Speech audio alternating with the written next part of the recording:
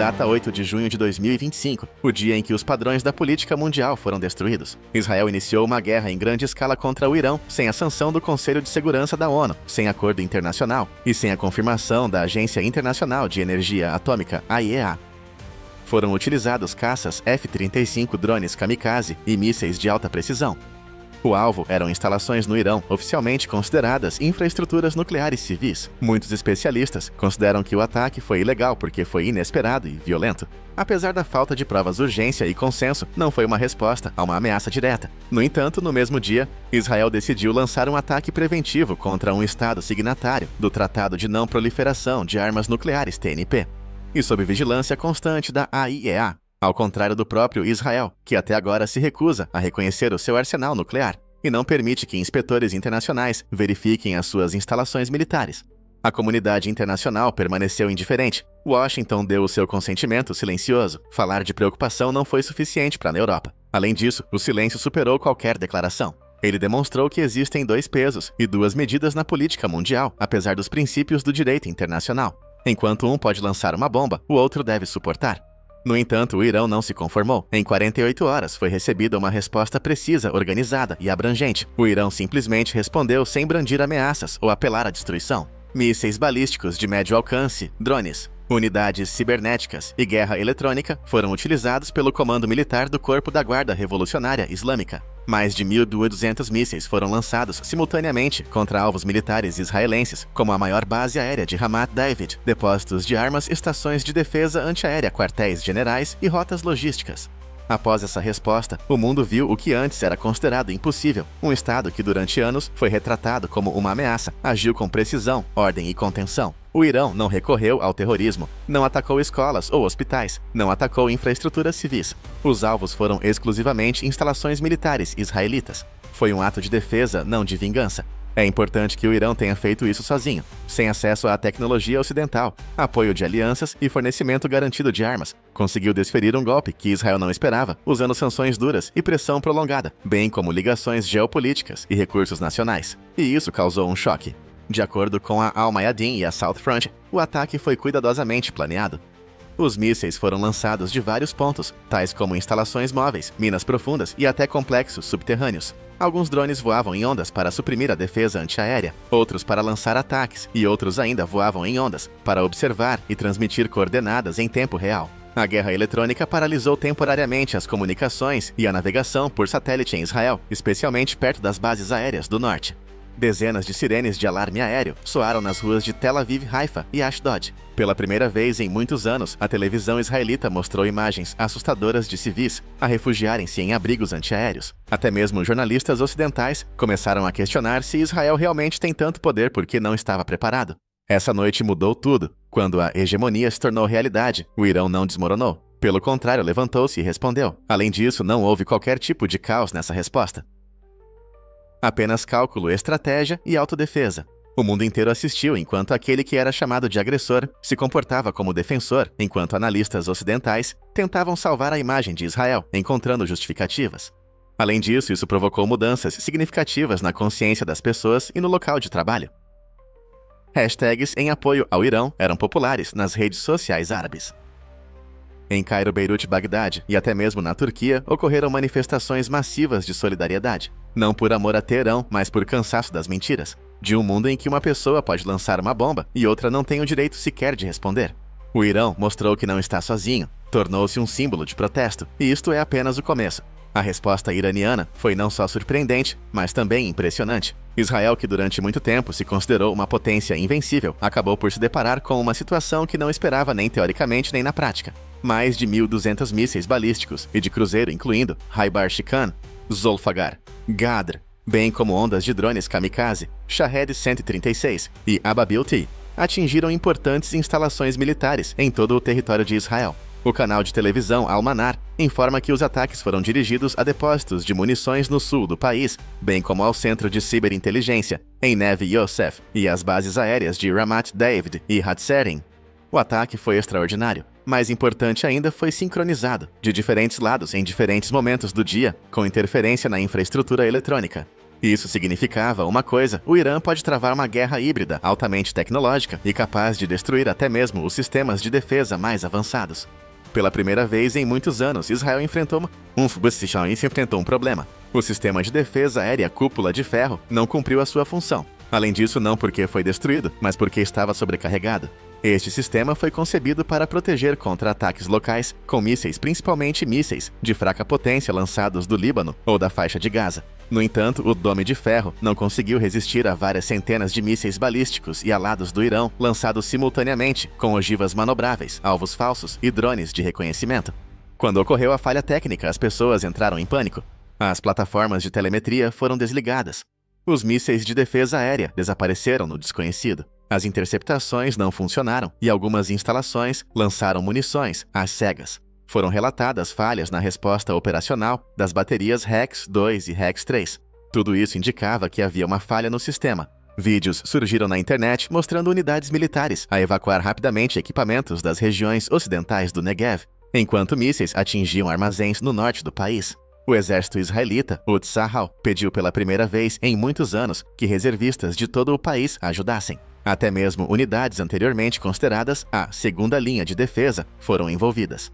A tática iraniana visava demonstrar a fraqueza do inimigo e não destruí-lo. O Irão não destruiu aeroportos civis, hospitais ou barragens. Logística, postos de comando, meios de orientação e bases militares foram os seus únicos alvos. Isso distingue a operação dos ataques habituais de Israel a Gaza, à Síria ou ao Líbano, onde as zonas residenciais são frequentemente afetadas. Os Estados Unidos mostraram-se extremamente cautelosos na sua reação. O presidente Donald Trump realizou uma reunião extraordinária com o Conselho de Segurança Nacional, mas limitou-se a declarar a necessidade de uma desaceleração por ambas as partes. A Casa Branca decidiu permanecer cautelosa neste caso, pois teme que o envolvimento dos Nevziusa leve a uma escalada no Golfo Pérsico e afete os mercados mundiais de petróleo, ao contrário de casos anteriores, quando Israel esperava ajuda militar imediata. O Washington Post informa que o Pentágono colocou em estado de alerta um grupo de ataque de porta-aviões no Mediterrâneo Oriental, apesar da ausência de ordens de intervenção. Nesse momento, nas ruas de Beirute, Bagdad Sana e até Damasco, começaram manifestações em apoio ao Irão. O movimento Hezbollah no Líbano preparou posições no sul para combates. Os Houthis iemenitas enviaram drones para Eilat. O exército sírio reforçou os sistemas de defesa aérea em torno de Damasco. Tudo isso indicava que o ataque ao Irão provocou uma reação em cadeia e aumenta a cada dia a probabilidade de uma guerra regional. De acordo com dados da inteligência iraniana, apenas uma pequena parte dos recursos disponíveis foi utilizada na primeira onda do ataque. Se Israel empreender uma resposta em grande escala, os mísseis e UAVs restantes estão prontos para serem lançados. Isso demonstra a contenção estratégica de Teherã. O Irão demonstrou a sua capacidade, mas não ultrapassou os limites. No entanto, agora é evidente que uma nova era começou na história do Médio Oriente. Atualmente, as regras não são ditadas apenas por Israel. Quando se trata de força, esse não é o único argumento. Quando o medo se transformou num equilíbrio multipolar, em vez de numa vantagem unilateral, durante muitos anos, Israel demonstrou ao mundo a sua força inabalável. O seu sistema de defesa antimísseis, Cúpula de Ferro, Iron Dome, tornou-se um símbolo de superioridade tecnológica e de pensamento militar avançado. Em relatórios da OTAN, em exposições internacionais de armamento e em discursos de políticos ocidentais, ela foi glorificada como um escudo da civilização. No entanto, esse mito começou a desmoronar em junho de 2025, quando o Irão começou a usar mísseis balísticos e drones. O Dome de Ferro foi concebido para proteger contra um pequeno número de mísseis, geralmente de curto alcance, lançados a partir do sul do Líbano ou da faixa de Gaza. Quando o inimigo lança 5, 10 ou mesmo 20 mísseis num curto espaço de tempo, o sistema funciona bem. No entanto, o sistema não conseguiu resistir a um ataque massivo do Irão, no qual participaram mais de 1.200 unidades de combate, lançadas de diferentes direções, com atrasos temporários, alvos falsos e uso de meios de guerra eletrônica. Ele quase ficou fora de combate. Durante os primeiros 90 minutos do ataque, a taxa de interceção caiu para um recorde de 43%, segundo os jornais israelenses Haaretz e Ynet. Como resultado, mais da metade dos mísseis atingiram os seus alvos. Algumas instalações do Iron Dome lançaram mísseis interceptadores às cegas ou com atraso, enquanto outras simplesmente não reagiram aos sinais. Qual foi a causa? Falhas na logística, falta de munições e sobrecarga dos sistemas de processamento de dados. Ao mesmo tempo, os elementos auxiliares de defesa ficaram fora de serviço. Por exemplo, o sistema Praça de Davi ficou temporariamente desorientado devido a ciberataques e as baterias Hatch-3, destinadas a interceptar alvos balísticos de longo alcance, não funcionaram a tempo.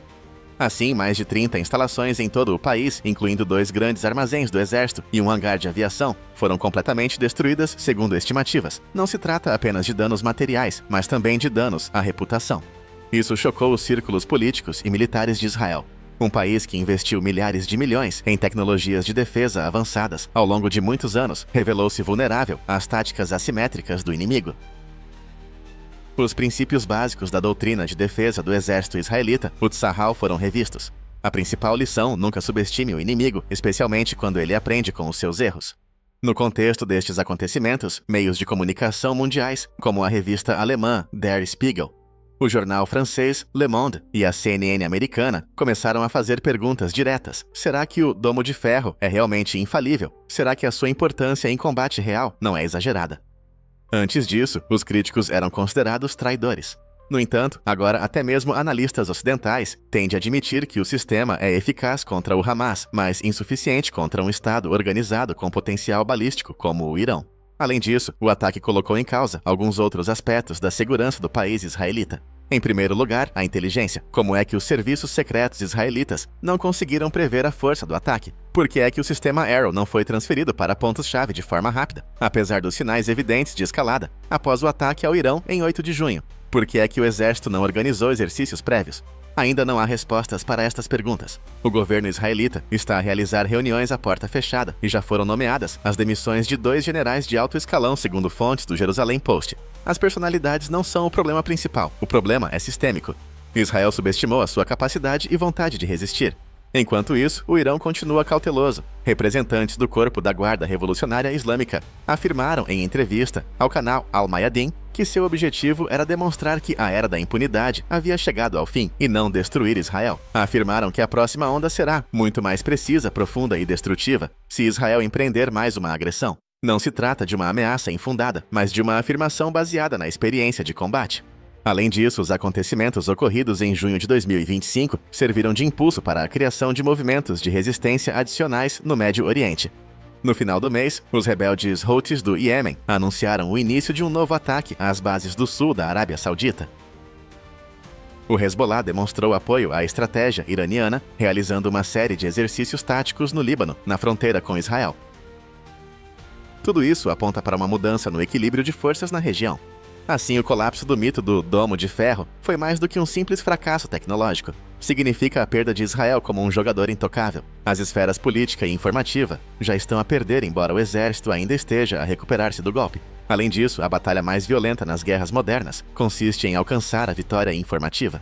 A reação da comunidade internacional aos ataques devastadores e ao escudo militar perfurado de Israel chamou a atenção para outro aspecto importante do conflito. Além disso, foi precisamente essa reação, ou melhor, a sua ausência, que serviu de indicador de que em 2025 ocorrerá uma ruptura profunda na arquitetura geopolítica mundial. Os órgãos internacionais reagiram de forma extremamente inadequada ao ataque de Israel em 8 de junho a instalações em Isfahan e Bushehr, destruindo instalações nucleares civis sob o pretexto de segurança preventiva. A AIEA limitou-se a manifestar preocupação. A União Europeia declarou a necessidade de contenção, e Washington acabou por não se pronunciar. Apesar de o ataque não ter sido precedido por nenhuma violação documentada por parte do Irão, o presidente Donald Trump afirmou nos seus primeiros comentários que Israel tem o direito de se defender. Esta diferença é impressionante, e isto deve-se ao fato de o Irão, ao contrário de Israel, ser um participante oficial do Tratado de Não Proliferação de Armas Nucleares, TNP, permitir que a AIEA realize inspeções e cooperar com a comunidade internacional. Israel, pelo contrário, não. Durante décadas, evitou as verificações e não só não assinou o TNP. De acordo com o Instituto Internacional de Pesquisa para a Paz de Estocolmo, Israel pode ter até 200 ogivas nucleares. No entanto, foi ele quem iniciou o ataque. Aqui fica claro que não se trata de princípios, mas de ligações. Israel não é criticado porque é apoiado pelos Estados Unidos. Na verdade, o Irão é um inimigo do Ocidente, e qualquer ação sua é vista como uma ameaça. Como resultado, o ataque do Irão, em resposta, apesar de ter sido estritamente militar e ter evitado vítimas civis, provocou uma onda de acusações de agressão. No entanto, o mundo está a mudar. Além disso, o silêncio do Ocidente é um reconhecimento da sua fraqueza, não um argumento. Surgiram divisões mesmo entre os aliados de Israel. A França não reagiu diretamente ao ataque do Irão. A Alemanha limitou-se a apelar à busca desescalada de ambos os lados. E o ministro dos Negócios Estrangeiros da Noruega afirmou diretamente que o direito internacional foi violado principalmente pela parte israelita. Há alguns anos, tais declarações eram impossíveis. No entanto, hoje fazem parte de uma nova realidade. O que aconteceu no Médio Oriente também é decisivo. Apesar das relações complexas com o Irão, a Arábia Saudita não condenou o contra-ataque. Além disso, os meios de comunicação social do reino, incluindo a Al Arabiya, divulgaram informações sobre as consequências da agressão israelita, equilibrando a agenda informativa. Os Emirados não disseram uma palavra. Embora tenha apoiado o cessar-fogo, a Turquia não acusou o Irão. Até mesmo o Egito, que historicamente se relaciona com o Ocidente, usou uma linguagem diplomática sem condenação. Israel ficou sozinho. Sim, tem relações diplomáticas com a Europa e é tecnicamente apoiado pelos Estados Unidos, mas nenhum ator regional o ajudou no momento crítico. Porque mesmo aqueles que anteriormente apoiavam Tel Aviv de forma moderada, compreenderam que não valia a pena arriscar os interesses nacionais, entrando num conflito cuja escalada foi iniciada pelo próprio Israel. A tática americana também evoluiu. Apesar da prontidão da força naval no Mediterrâneo, o Pentágono não interveio diretamente. A Casa Branca percebeu que qualquer tentativa de atacar diretamente o Irão poderia provocar um contra-ataque às bases americanas no Iraque, Kuwait, Síria e até mesmo no Catar. Não houve qualquer ordem, embora as tropas americanas baseadas nesses locais já tivessem sido colocadas em estado de alerta total. Analistas da Rand Corporation afirmam que os Estados Unidos não estão prontos para uma grande guerra na região do Médio Oriente. A campanha eleitoral do presidente Trump exige estabilidade em vez de escalada, e a economia continua a recuperar-se após a recessão de 2024. Além disso, diplomatas dos Estados Unidos começaram a cooperar ativamente com Oman, Catar e Turquia, a porta fechada, na tentativa de encontrar mediadores silenciosos entre Teherão e Jerusalém. Além disso, isso não é uma demonstração de força, mas de desespero. Israel iniciou o ataque contando com um efeito rápido e apoio imediato do Ocidente, mas acabou caindo numa armadilha, pois estava sozinho sem aliados, sob forte ataque com a defesa enfraquecida e a imagem externa em ruínas. Segundo o New York Times, até mesmo os meios de comunicação mais fiéis começaram a fazer perguntas incômodas, porque Israel não estava preparado. O que o Tzahal está a esconder? Questiona o The Intercept. Isto já não é uma crise, é uma redefinição.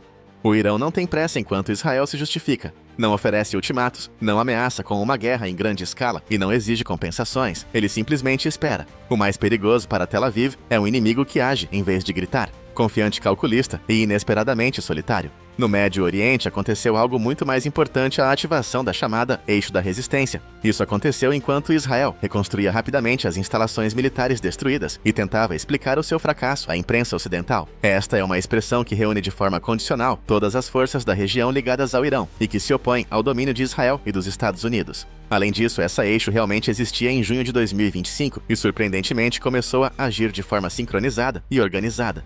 Nas primeiras horas após o ataque de Teherã, o movimento Hezbollah, que tradicionalmente coopera com o Irã, colocou as Forças Armadas do Sul em estado de alerta total. A agência Al-Mayadeen informa que foram destacados sistemas de mísseis e plataformas não tripuladas adicionais no sul do Líbano. Apesar da ausência de ataques diretos, o próprio facto de estarem em estado de alerta foi um sinal claro se Israel tentar alargar o conflito à frente de batalha, abrir-se-á a partir do norte.